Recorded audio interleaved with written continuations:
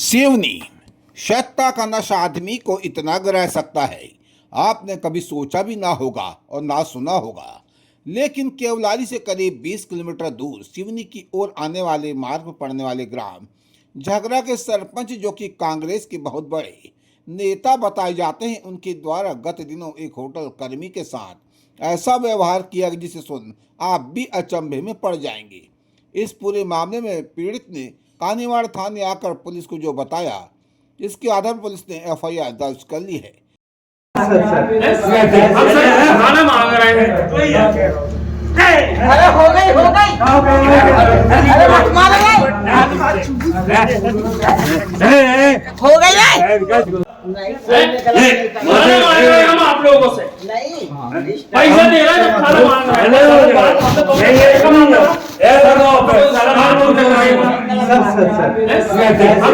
खाना मांग रहे हैं।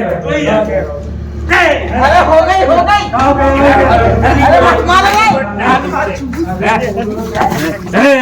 हो गई सत्य में दर आजा क्या